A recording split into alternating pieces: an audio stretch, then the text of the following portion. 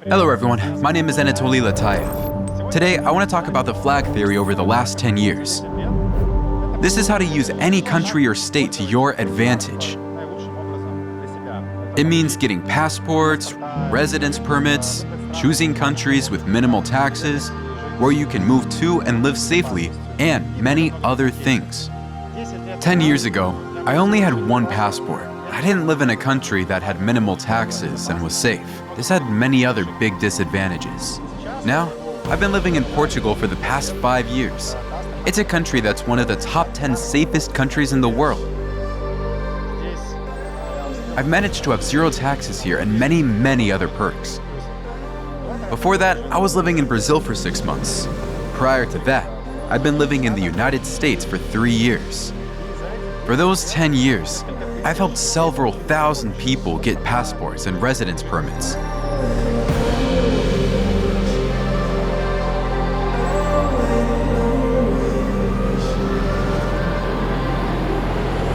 In this video, I share a lot of experience from my personal case. As of today, my family has 4 citizenships.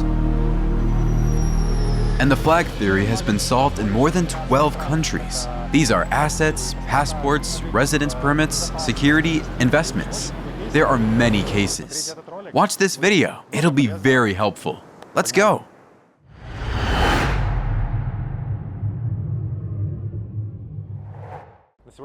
Currently, my family has 4 citizenships: the USA, Brazil, Ukraine, and Vanuatu.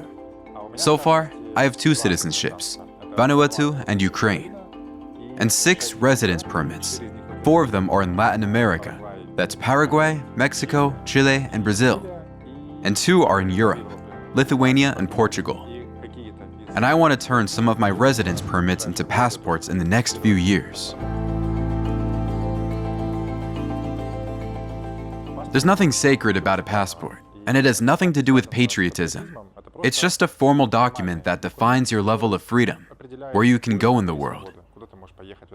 Most importantly, it's perfectly legal to have as many passports as you want, but the list shouldn't include passports from countries that prohibit dual citizenship. There's an absolute majority of such countries in the world today. My story began in 2011 when I got my first residence permit in Europe. I got it in order not to depend on one country.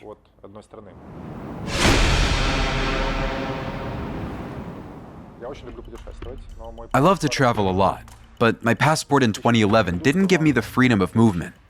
Everywhere I wanted to go, I had to get a visa. It may or may not be granted. I was very much tormented by this dependency just because of a little formality, a passport. It limited my ability to travel. As a lawyer, I started to study the question: what can expand these limits? How to get rid of them at all? Is it possible? That's how I found the wonderful flag theory, which had actually been around for over 50 years at that point.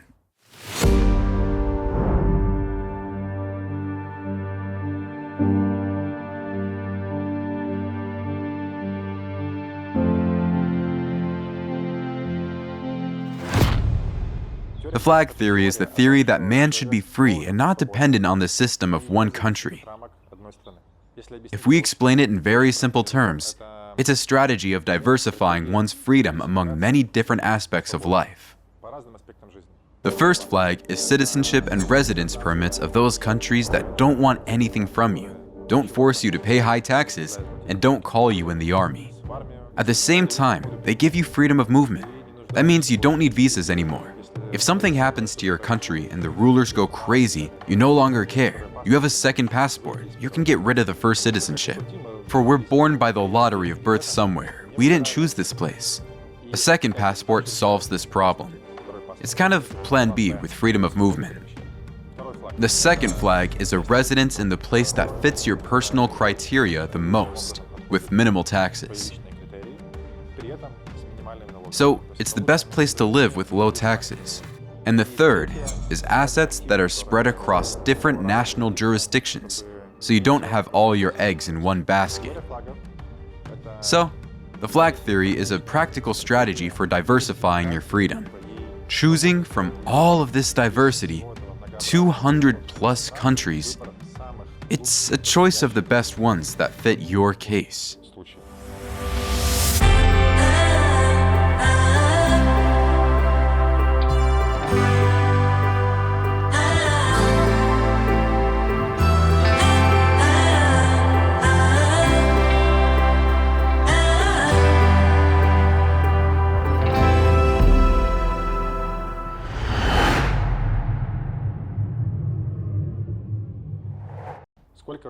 How many of these flags should there be anyway?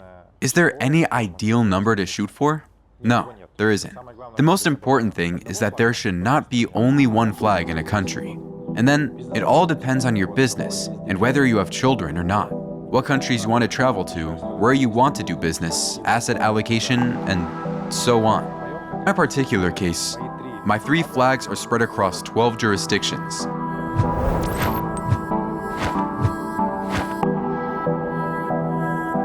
Now imagine, when all those flags are concentrated in one country and force majeure happens there.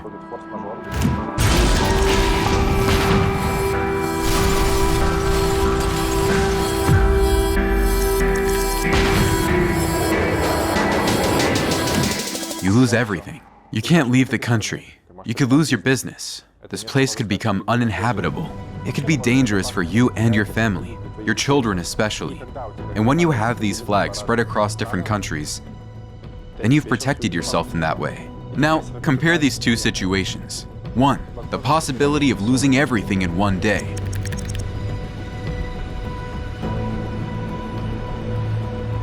2, that no force majeure can affect you at all. Of course, I choose the second option.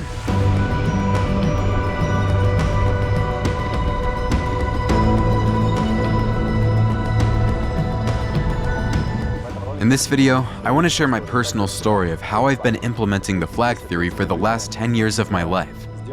I'll do it sincerely and openly with all the details of my case, so that you too can implement these tools in your life and realize that the flag theory is actually not a theory at all, but a totally practical tool that gives real freedom.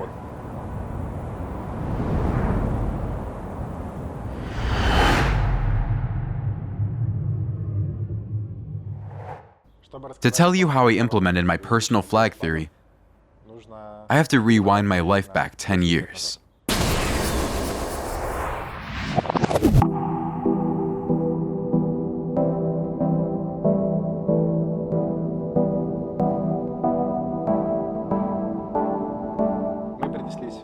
It's in Portugal, 2014.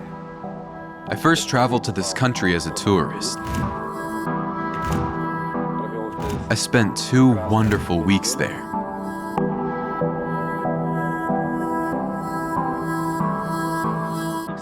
And by the way, I'm in Portugal now too, but not as a tourist anymore. I've been living here for almost 5 years. At that time, I couldn't imagine that I'd live here. I couldn't even imagine how the world and my life would change. What would happen in these 10 years? Revolution in Ukraine. The annexation of Crimea. Hybrid war in eastern Ukraine. Brexit. COVID-19.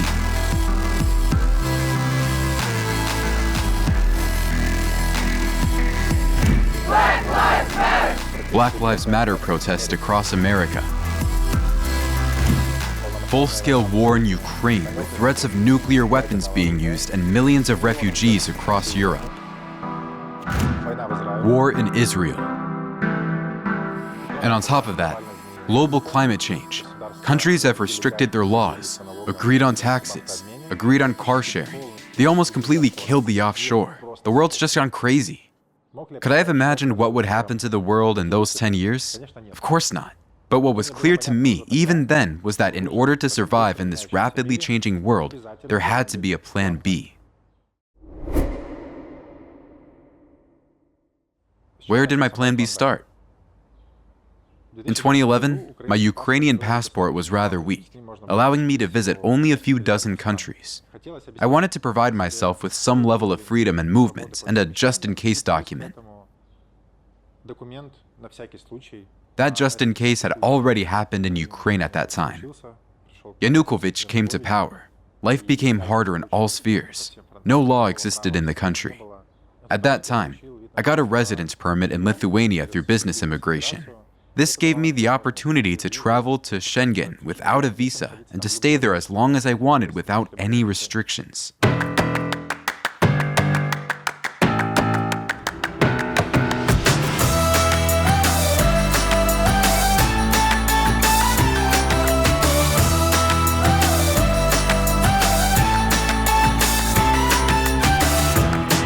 At the time of obtaining the residence permit in Lithuania, I was a lawyer in Ukraine.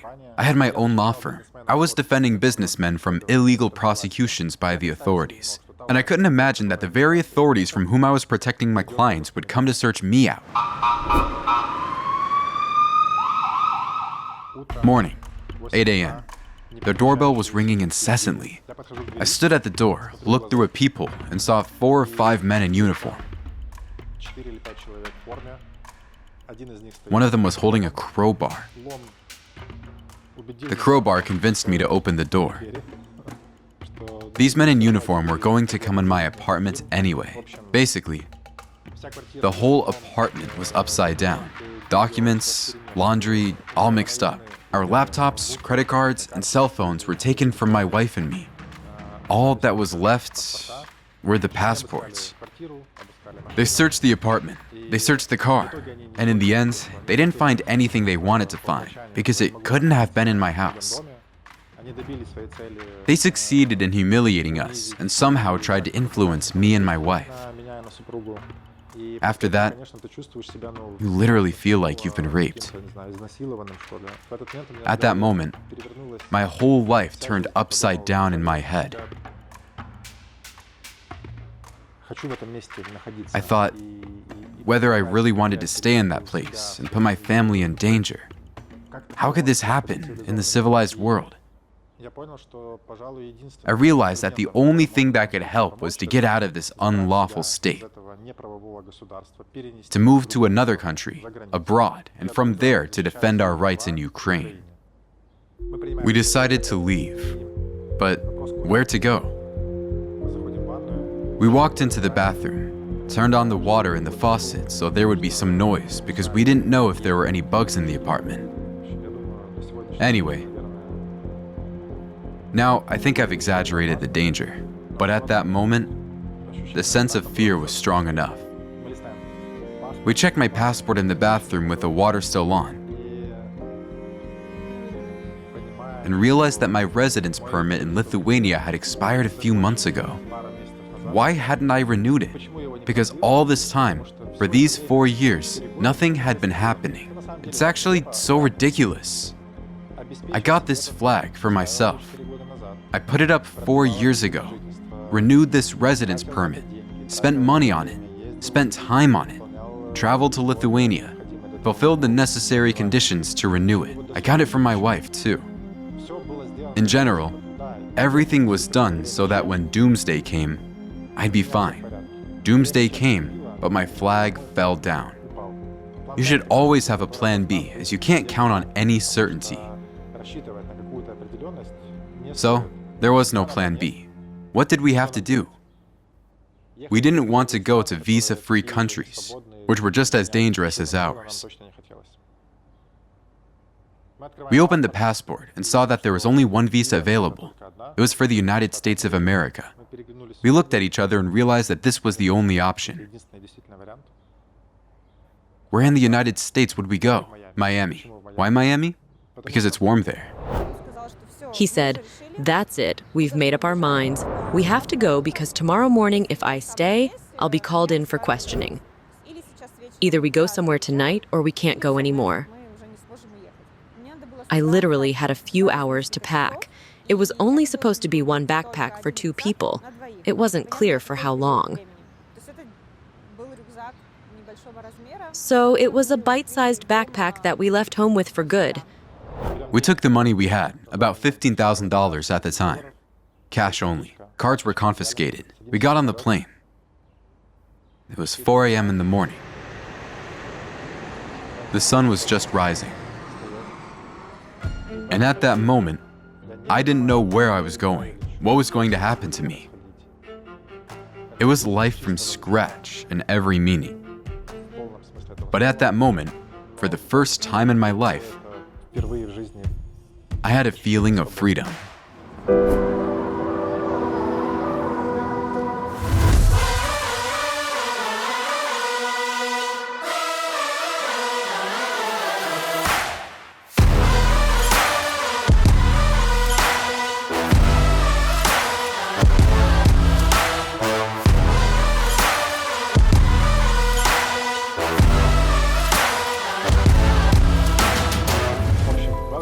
So, welcome to America.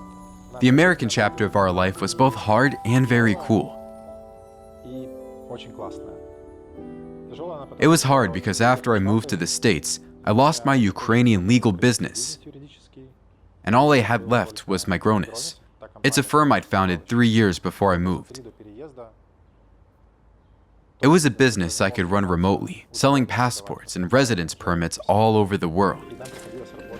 We had to work 24 hours a day, 7 days a week. I worked nights starting at 10 to 11 p.m. until 6 a.m. I didn't sleep at all at that time.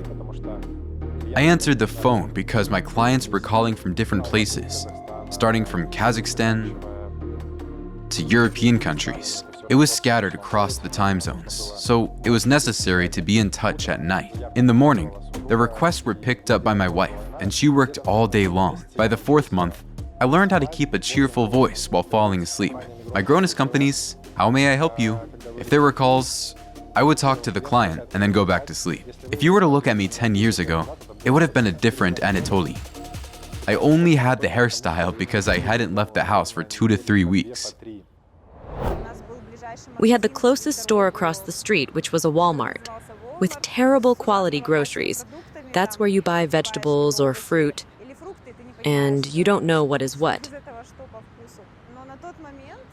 But that was life at that time. When we told someone that we live in Miami now, our friends thought how cool it's that they moved, changed their lives in such a great way, and now live there happily. Miami's like a holiday. It has cool cars, nice clothes, beaches, beautiful people. And we had a completely different life in Miami at that time. When things started to improve, we could finally relax. We started to enjoy life in Miami.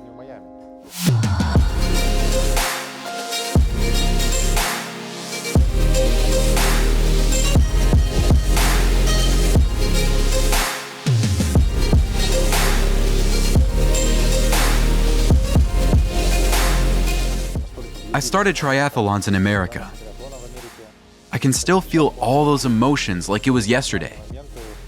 At 6 a.m., I'd ride my road bike along the waterfront. I loved the vibe. Such a light breeze, 71 to 37 degrees Fahrenheit, which is a very cool morning for Miami. Everything was so great that I couldn't even think about moving anywhere else. I could do activities that I enjoyed. I was involved in creative work. I was an artist there. To work professionally, to sell, to have my own exhibitions. This is also one of the greatest advantages of America, including Miami, I think. You can do whatever you want there. There are absolutely no restrictions, and you can grow in any field. In the 5th month there, we decided to apply for political asylum. We had every reason to do so.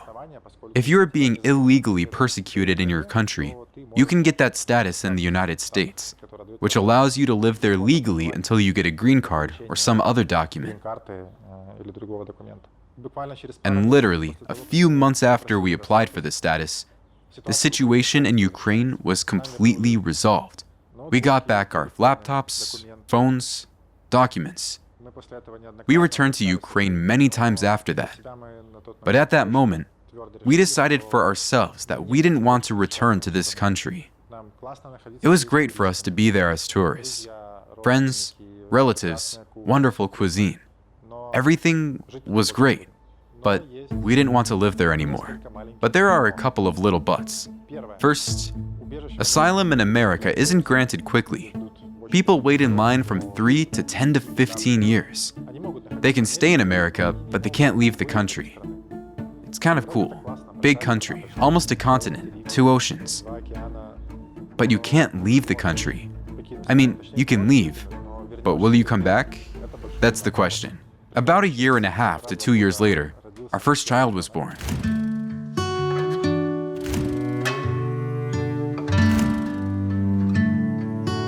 Our business was doing well.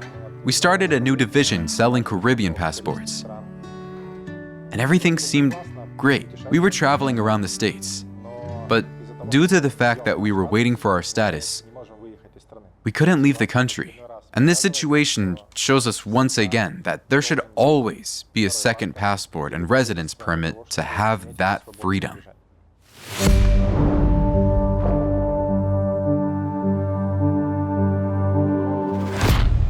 This flag must be planted so deeply and firmly that no wind of change can tear it down.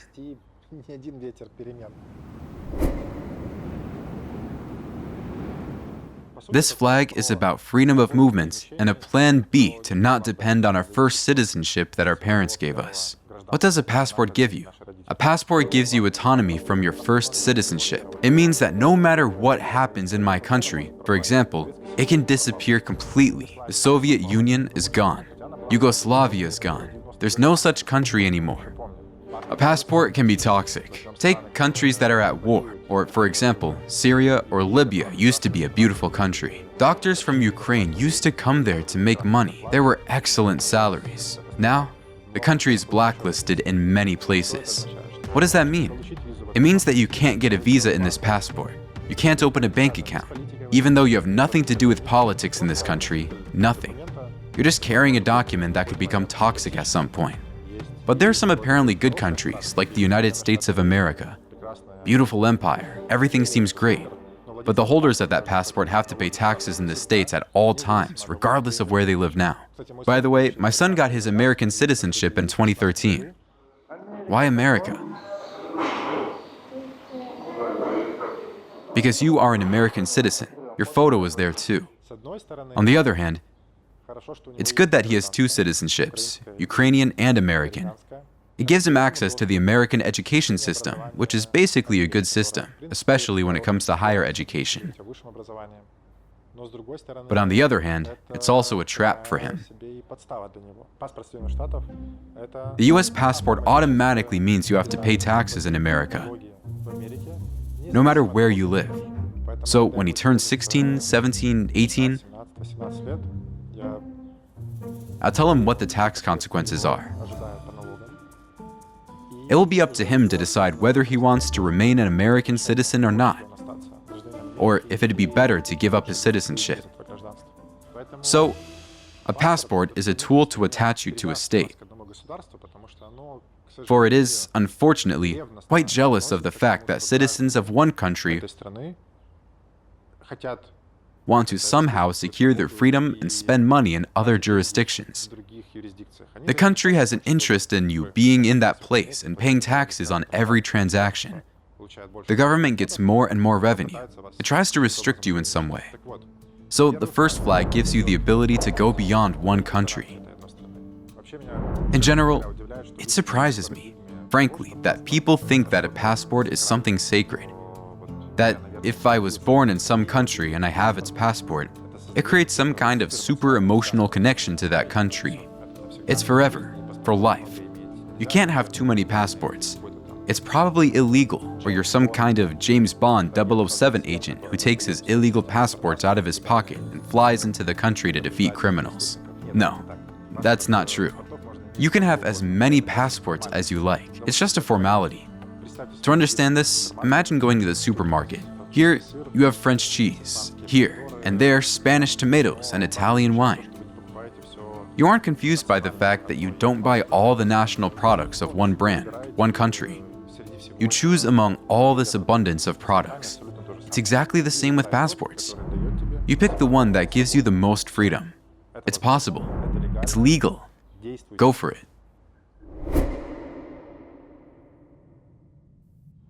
There is such a thing as a passport market. Yes, a passport is a commodity, just like real estate or a car. Like any market, the passport market has black, gray, and white offers. The black ones are when they make up non-existent routes for you. This is usually the case in Romania, Bulgaria, Slovenia. We leave this option aside because sooner or later, it can lead to a criminal article, and in general, to a permanent ban on entry to the European Union. I don't recommend you to create such a flag, a broken flag, which sooner or later will end up in your ass. A gray passport is a semi-legal scheme where you marry a citizen of some country in order to get a passport for yourself in the future. It's a popular scheme in America. it can also end badly. We don't need it. White passport market is a legal one. There are about 10 plus countries today that officially sell their passport for investment. The cheapest offer is Vanuatu, which costs $130,000, or Caribbean countries, which start at $200,000.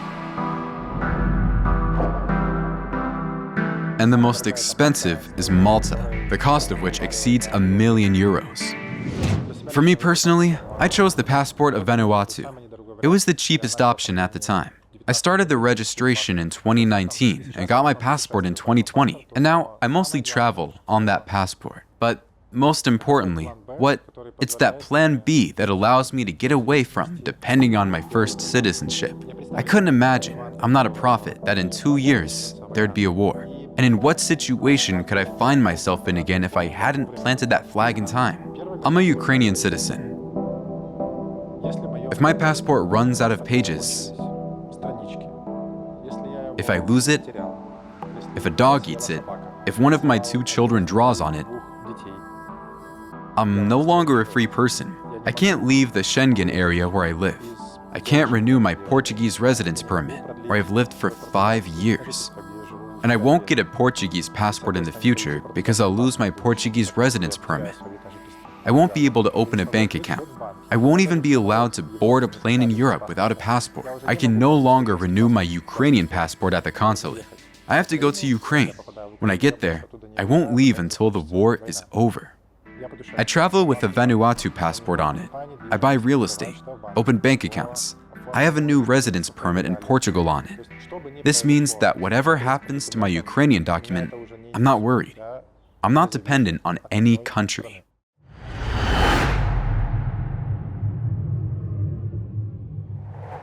Having multiple passports doesn't mean you have to live in all those countries. It means that you can continue to live in your own country. All the other passports just allow you to travel freely or do other things. For example, personally, in my case, I've never been to Vanuatu, even though I got this passport 4 years ago. There's no obligation to live there, to serve in the army, to pay taxes, none of that. At the same time, there is a great document, Plan B, that I can get and use if I need to. It gives me a great deal of freedom. And then my subscribers say, Anatoly, where can you get $100,000 to buy a passport? We all want one. Of course, not everyone has $100,000 to get a second passport. What do you do in this case? You need to get a residence permit in the country where you can get a passport the fastest. For example, in Portugal, you have to live there 5 years to get a passport. In Paraguay, it's 3 years. In the United Kingdom, it's 5 years. There are also countries like Spain where you have to live for 10 years and give up your first nationality. Therefore, you should choose the countries where it's possible to turn this residence permit into citizenship in 3 to 5 years by living in these countries or simply extending your residence permit permanently. For example, my area of interest includes Latin America and Europe. So if there is another pandemic in our world, I can go to one of these countries without any problems. But if I don't have a residence permit, no Brazil, no Mexico, no Chile, no European countries. I can't go there because I don't have this plastic document. Spend all my money on pretty things, diamond shoes and all these diamond rings. Yes, I spend my money on fancy cars, on a Jack in the Box and old trips to Mars. Yes, and I. After 2 years of living in America, we began to ask ourselves, is this the place where we want to live? Am I willing to pay taxes for activities that have nothing to do with America? Are we satisfied with everything here in terms of food, lifestyle? We realized that this country isn't as safe as we'd like it to be. There's almost no decent food. I mean, you have to work really hard to find good food. And our favorite thing is taxes. That's the day he becomes a new immigrant. That's the moment he enters the U.S. tax system. At that point, I was negotiating the sale of the company. It was at this point that I began to think about the substantial amount of taxes that I have to pay in the United States. Since the IRS is no joke in America, I decided to do some research on the matter. I decided to call my friend, who's a tax accountant. He's worked in different companies of the Big Four, and consult with him to see how I can minimize this tax burden here. By the way, it'd be a good idea to call him now. Hello. Seryoza, hi. You're live as usual. Listen, I want to ask you something. Let's recall 2019, when I first called you. Tell me at that time, in 2019, if I sold the company and I had a profit of, say, $1 million, how much tax would I have to pay in the United States? Well, it'd be about 40% there. 40%. So basically, out of the million, $400,000 would just have to be given away. I remember that big 56-page presentation. Tell me, what are the main criteria you've researched for tax planning? The first place to start is tax residency. You have to clearly define where you're tax resident according to the right criteria. Then you have a general question. It's a question of motivation, because if you put tax savings first, then it ends badly. You have to think about all the business and family relationships, because that affects the corporate tax.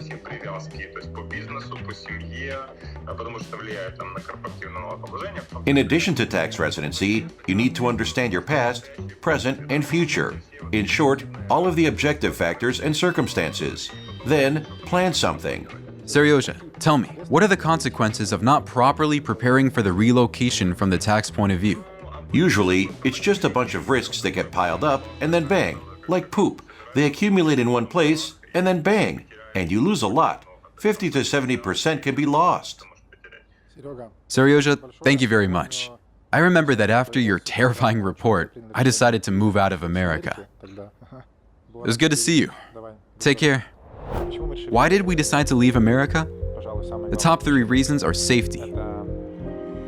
It's not safe there. Food. It's not good. It's not healthy. And taxes. And maybe another one is the economy.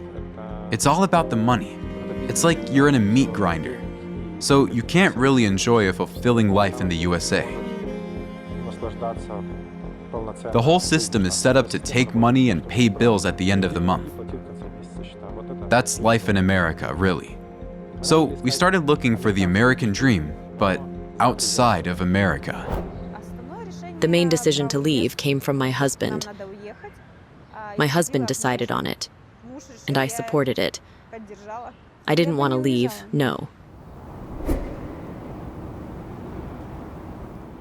The deal to sell the company didn't work out, but we still made a firm decision to leave the States, and our first destination was Brazil. We chose a city, Florianopolis. It's a peninsula. It's a very safe place. They compare it with Miami in the States. It's where the local stars like to come for vacation. It's beautiful. It's very well taken care of. Meu coração quer cantar feliz, sorrir, dançar e viver essa vida de aprendiz.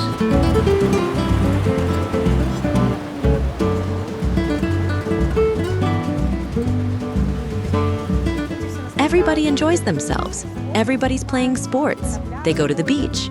They smile all over the place. They love kids. It's the best country for kids. Well, to be fair, you can't really say that about the whole country, but Florianopolis is really the perfect place to come with a child. They're the best in the world, I can tell you for sure. We have traveled to a great number of countries in different parts of the world. The best changing rooms, where you can change the baby's diaper. You can come there to feed the baby. The best changing rooms in the world are in Florianopolis. And because I already know what kind of attitude they have towards children in Brazil, what kind of attitude towards mothers, how children are loved there, I went there to give birth to my second child. I flew from Portugal, from Europe to Brazil to give birth to a child.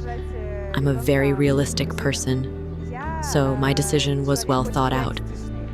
If I had known that there was no decent level of medicine, no good doctor, no good hospital, and no good conditions, of course I wouldn't have gone there to give birth.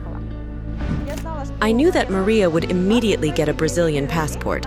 They give you citizenship at birth. It didn't really matter to me.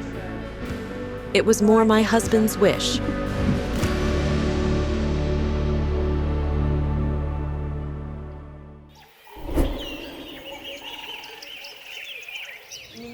I was happy with a lot of things in Brazil, but I still wouldn't live there permanently. There's limited access to certain foods. When it's summer here, it's winter there, it's very cold. And the people, the mentality is cool when you're there temporarily. When you live there permanently and you start dealing with them for some kind of service, they aren't very good at it. And that's when the idea of criteria for a place to live first came up. And while my life lived in Brazil for 6 months, I spent most of my time traveling.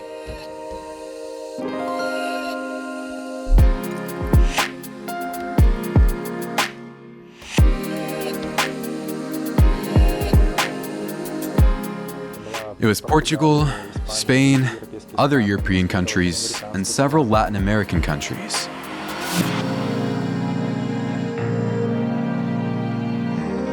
And just in these trips, and talking to people, we developed the backbone of these criteria. And the first category included things like safety, good climate, availability of big water. The second category included taxes, immigration, getting a passport, having a city with 1 million people nearby. If it's not there, we're not going to move there. Flag number 2 is the perfect place to live with minimal taxes. I once heard such a beautiful thesis as life tax balance. That is, when you have everything working out perfectly for your life, and plus you don't overpay taxes, because the level of services we receive from the state, you know what it is.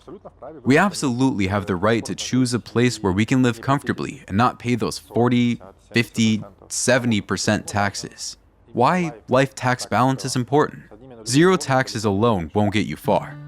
It is essential to always ask yourself, am I living in this country just because of the taxes? Or would I stay here even without that criterion? For example, Dubai. A lot of people live there because of the low taxes.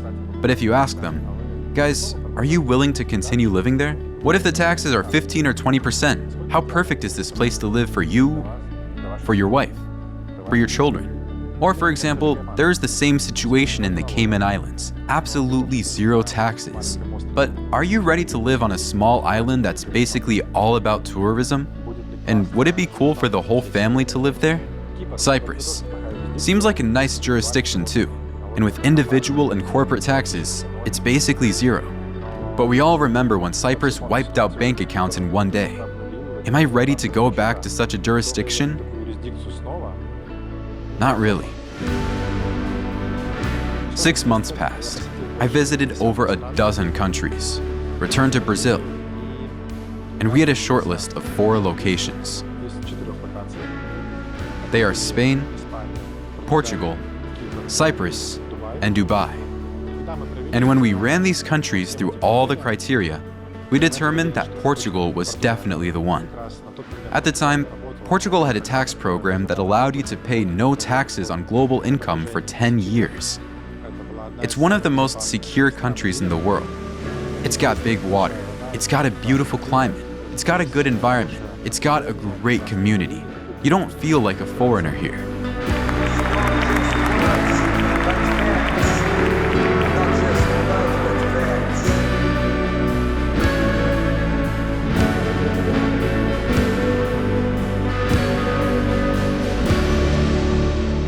So, don't forget the other criteria and mix taxes and criteria for choosing a place to live. Then you'll get the perfect option.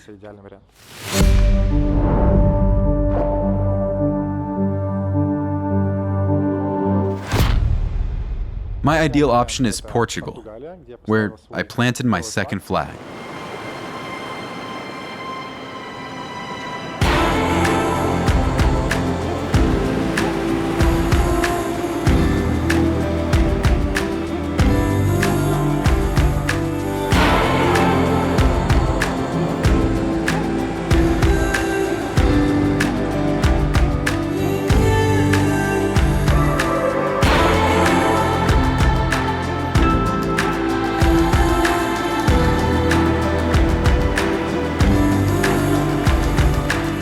After arriving in Portugal, everything seemed to work out perfectly. The tax program, the criteria, everything was great. And then comes the COVID-19.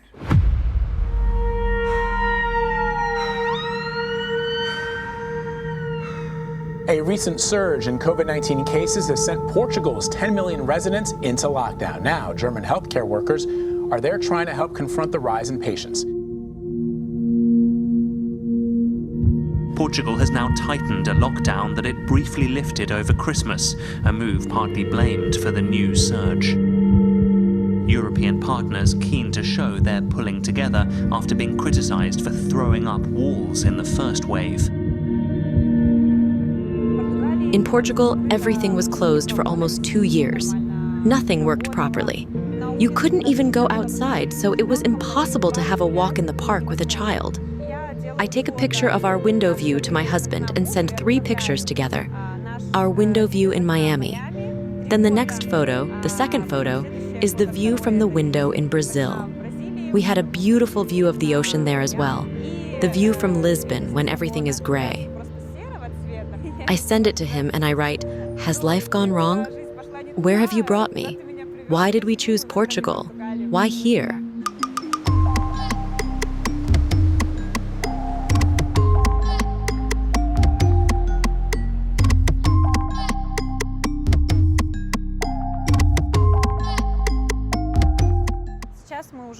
We've been living in Portugal for 5 years already. For myself, I've already found a huge number of advantages. Firstly, the quality of the food, from bananas, pineapples, mangoes, to cherries, just as we have in Ukraine. And the most rare berries that are hard to find in other countries. We have it all here. Beauty salons have opened with many good artisans. Good education. We have a son who now goes to a British school, and he learned English very quickly. He made friends very easily. For the second child, we're now thinking about a Portuguese private school, so that she'd have more Portuguese. Because here in Portugal, you get a very high level of English in any Portuguese school. You don't have to go to an American school or a British school to get that.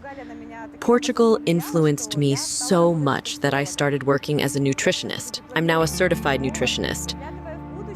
Looking into the future, I can't give any guarantees and I can't set any limits. I don't want to do that, and I don't want to limit myself to living in Portugal for the rest of my life. I like to have freedom everywhere, and that includes the freedom to choose where I want to live. So maybe one day I might want to leave Portugal as well. But right now, this is definitely the place I want to be.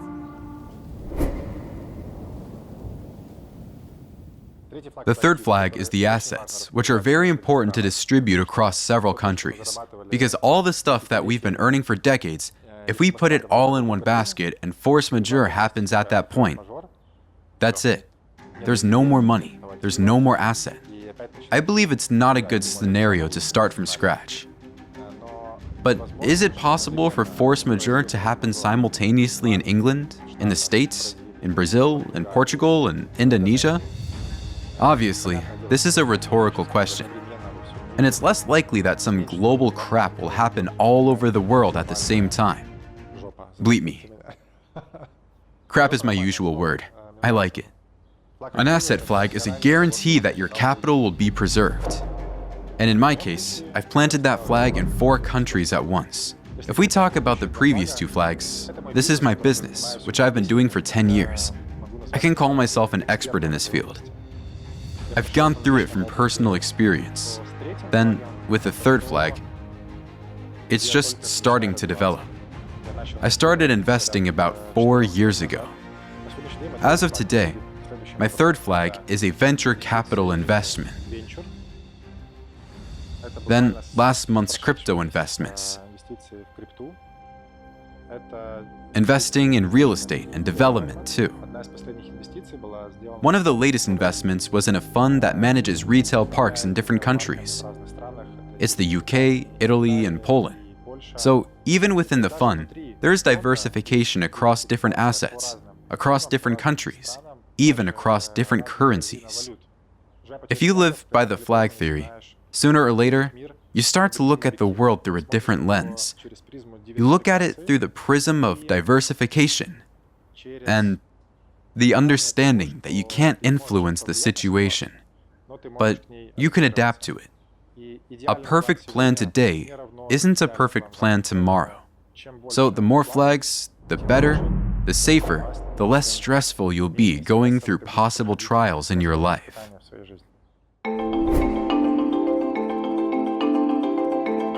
At the time I moved to Portugal, the tax program worked. We managed to apply for it. I'd already filed a few returns. This program lasts only 10 years. When it ends, you'll probably have to pay about 50% in taxes on your personal income. I don't know what will happen 10 years from now. Nor did I know or suspect what would happen in the last 10 years. But it's possible to build your life so that you can adapt to these changes. If your assets that are scattered in different countries, at least there's mobility. You're not tied down. You're not tied to one country. Well, it's nice here now. Thank God. I hope there won't be any wars, coups, communists coming to power, earthquakes. I can't predict all that. I can only structure my life to be adaptable. That's it. Flags help me do that.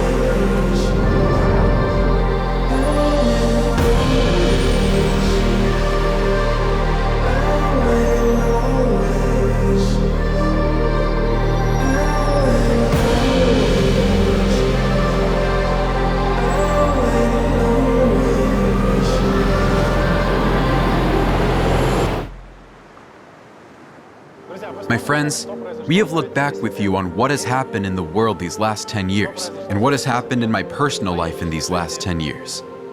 Now, I'd like to share with you what has happened in my company during this time. More than 1,000 people have received a passport or a residence permit from us in these 10 years.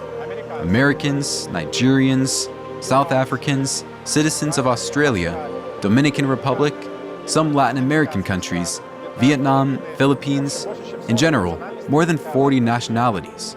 This is the range of our clients. And many of them were able to choose a place to live. Many more have become my friends and neighbors in Portugal. Maybe, until an hour ago, you didn't know what the flag theory was and how to practically build your plan B, which sooner or later turns into plan A. But now at least you have that information.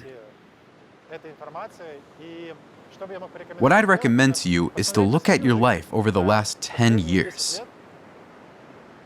Take an honest look at it. Have you had any of these upheavals? Have you had to move somewhere that was stressful? Where are you now? Is it a good place? And are you ready to spend the next 5 to 10 years here? And perhaps, more importantly, what about your children? Are you sure that this place has a good future for your children? Will your passport become toxic? Will it restrict your ability to travel the world? If you honestly answer no to at least one of these questions,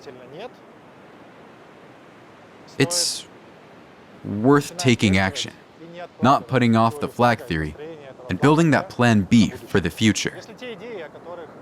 Do the ideas I've shared today resonate with you?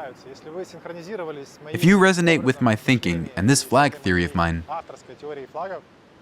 drop me an email. That's all for now. That was Anatoly Letaev. Subscribe to my channel.